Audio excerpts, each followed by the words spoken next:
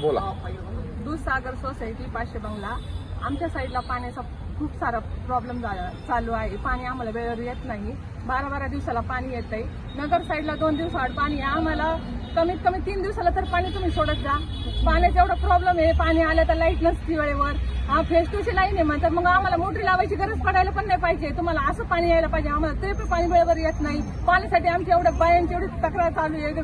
कामं सोडून वेळेवर पाणी टायमावर सोडत नाही. तो प्रॉब्लेम आहे. आमचा पाण्याचा प्रश्न सुटला पाहिजे. त्यासाठी आम्ही हा मोर्चा घेऊन आज इथं आलेलो आहोत.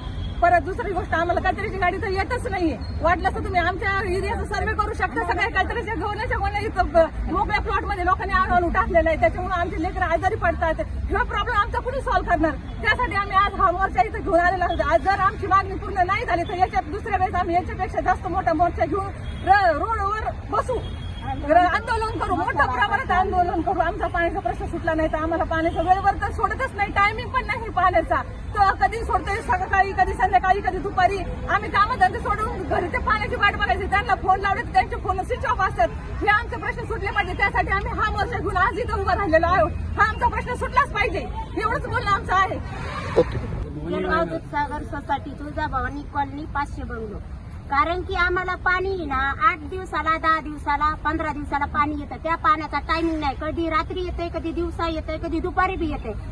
कधी बी बाय चान्स काही बी अडचणी असतात माणसाच्या घरच्या. त्या पाण्यासाठी आम्हाला घरी बसावंच लागतं. पाणी जर सोडलं तर लगेच लाईट पण बंद होती.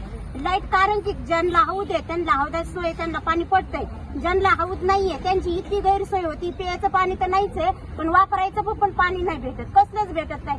आणि कचरा गाडी येत बी नाही. आमची तर 8 दिवसाला आणि 15 दिवसाला कचरा गाडी येत पण नाही. 8 दिवसाला बी येत नाही, 15 दिवसाला बी येत नाही. येतच नसल्यासारखी येतच नाही. सारा कचरा असा साईडली पडला. माझं लेकरू सध्या ऍडमिट आहे. माझ्या लेकराला दुखण्याला अशा वासानी आणि पावसानी इतका कचरा म्हणजे दारात झालाय ना, काय सांगायचं. आणि पाणी पण येत नाहीये. सारी सोय गैरसोय आमची.